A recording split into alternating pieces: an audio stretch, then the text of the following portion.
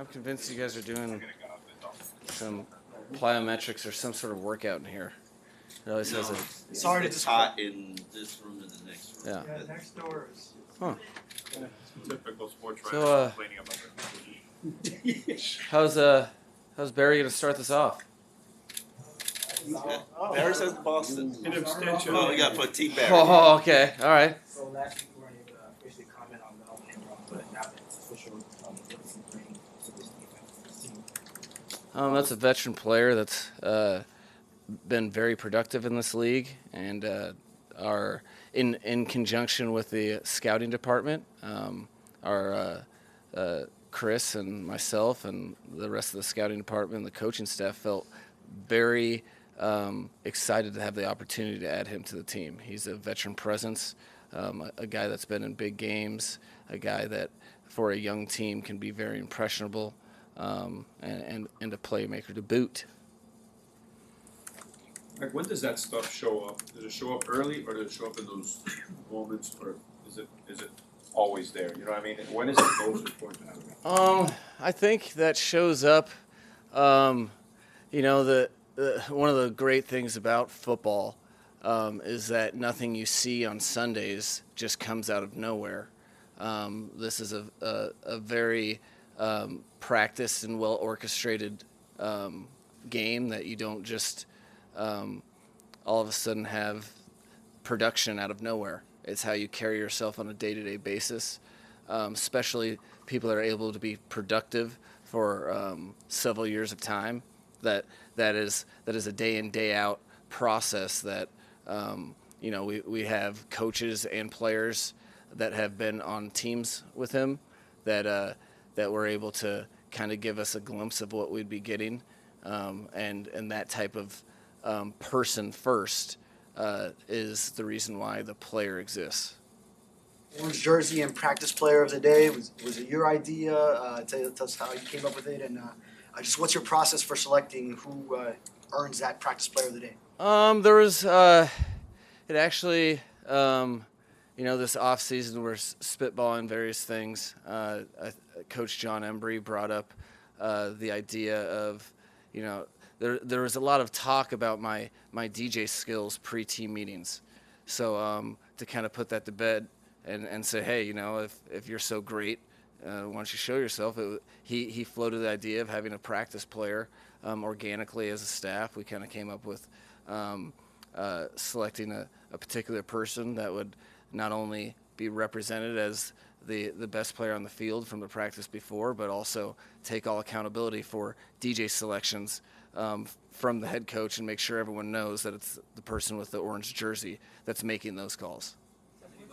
Had a negative reaction to the way the playlist? Did anybody have a playlist that was not well received? That was another learning opportunity for the team, because I think the first day Jalen Phillips received some flack, and then just for some particular selections, everyone has an opinion, especially when it comes to things like that. But we talked about it as a team, and since then there's been no grumblings, because the whole point is if you have any comments or critiques over the DJ list, become the DJ.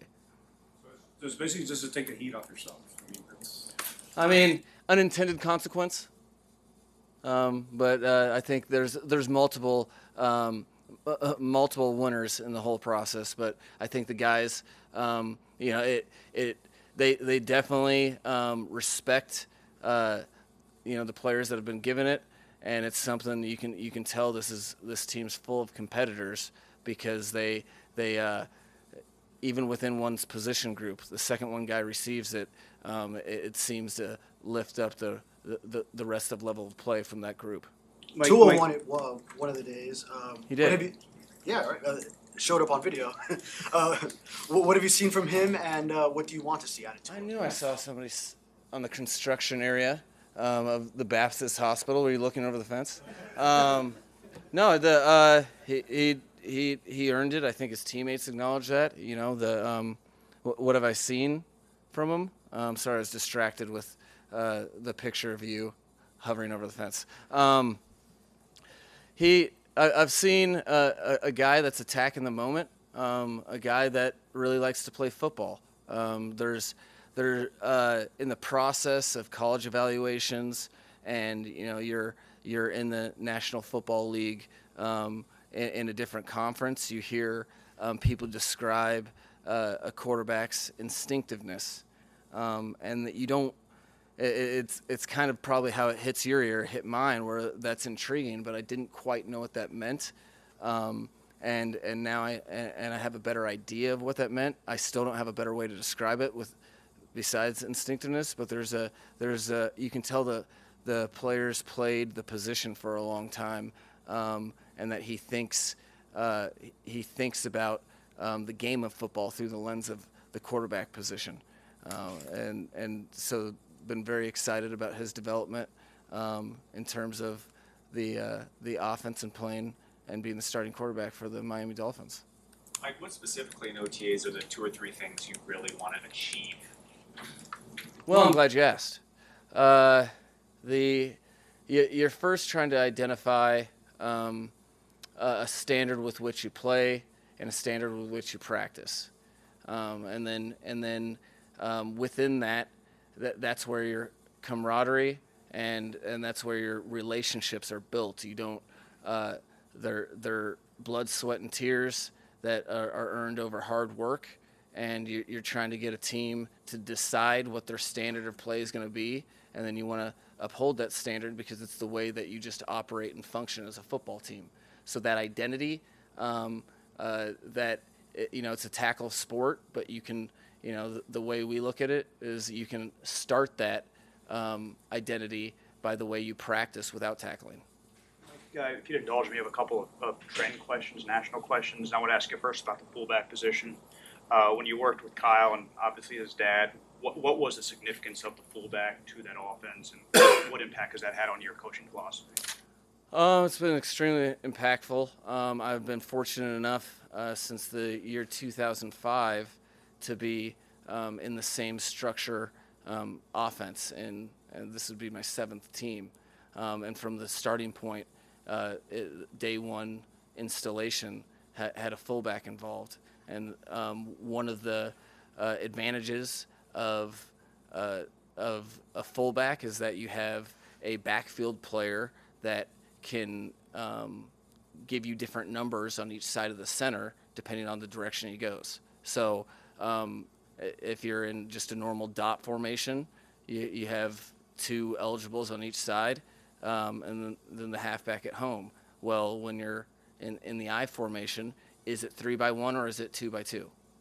That's from a starting point, and it doesn't hurt that a lot of offenses have gone away from that, only because with the historical experience that our staff has had, and myself included, defenses aren't as adept at fitting those types of plays, whether it's runs or passes, and defending against it, which is a competitive advantage when you're able to find a fullback that's, it's just not any ordinary human being, or you must play with a fullback. You have to have an athletic player that is smart and can understand a lot of schemes and can read on the fly. But when that position player plays fast, it can be pretty disruptive to teams that aren't used to going against it. I appreciate that answer. And one unrelated question. I've got quarterbacks. You all drafted one this year. Every team has a different evaluation for collegiate quarterbacks when they're going through the process. What are the kind of the pitfalls teams need to avoid with the evaluation process? Because we have all this information, more information than ever on these college kids, but teams still make mistakes. So what are the biggest challenges, I guess, evaluating? I think it's paramount that you just get good quarterbacks and avoid the bad ones. No, it's like any other position. That's the hardest part of football. When you're selecting players to play in a game that's slightly different. There's compounding variables for success. So does your quarterback benefit from having a fast-paced, very fast, highly skilled group of eligibles? What kind of situations are the is the existing coaching staff that he's playing within? What is the scheme like? What is he being coached?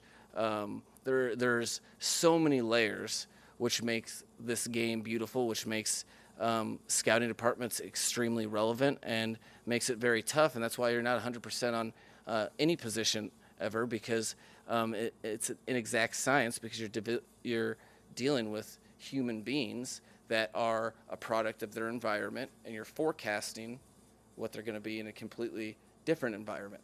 Those are there's like a laundry list of different things that can create success or failure in the NFL game. So you just try to project what are the things that that NFL quarterback is going to be asked to do. Namely, he's going to have to. I'm not sure when you guys watch NFL games, but the pockets aren't huge. There's a lot of congestion. There's a lot of traffic going in and around quarterbacks. Can they play the position in high duress? Are they tough? Can they anticipate those types of things? You're looking at the college game that they're playing and trying to extrapolate to an unforeseen future, really. You have a follow-up? Oh, go ahead, Max. Okay. Wanted to ask you about Connor Williams. I don't know. We saw him working inside. Did you? Yeah. Interesting. And is that more of everybody cross-training, or is that a realistic option for him? And how much of that experience was part of the reason why you guys explored signing him? You know, when you're training a player, specifically one that has had inside flexibility, he's played center in preseason games, and you're trying to train, and you have a multitude of linemen that have position versatility. There's not a greater way to learn the intricacies of the offense than by starting with different alignments and assignments. Namely, the center position, you have to make a bunch of calls, and so you have to really know what everyone's doing. So it doesn't hurt you don't want to ever put a ceiling on and decide before you see them play within your system exactly where you want players to kind of decide that for you. And it's something that an offensive line, you guys have been around the NFL game long enough. There's so many things that can happen, and you're only as good as your versatility within the NFL framework of a season. So if you it only benefits the Miami Dolphins if you're able to play a multitude of positions, and we felt one of those positions for Connor would be center. You guys brought in a handful of receivers this offseason in kind of the same vein as guys that can play multiple positions, the X, the Z, the slot. Is that kind of the same idea at the receiver position, how they see the game from different spots and their flexibility at those positions? Yeah, we're primarily, first and foremost, we're looking for good football players. And what we've, I know our coaching staff has learned over the course of their careers. I have extensive experience in the fact that the more you know, the more versatility you have, the more that you can isolate and take advantage of matchups in a given week. So I think Chris shares the same view as I have, where there's a degree of allure or attractiveness to football players that can do a multitude of things. That makes them remember, they're a cog in a wheel of efficiency is what you're trying to create on both sides of the ball, because it is the ultimate team sport in that you have the most players working in unison at the same time, as well as it's a game of inches, as we know, where the most minute shortcoming of technique or the best execution of technique can be the difference in winning and losing games. That was fun. All right.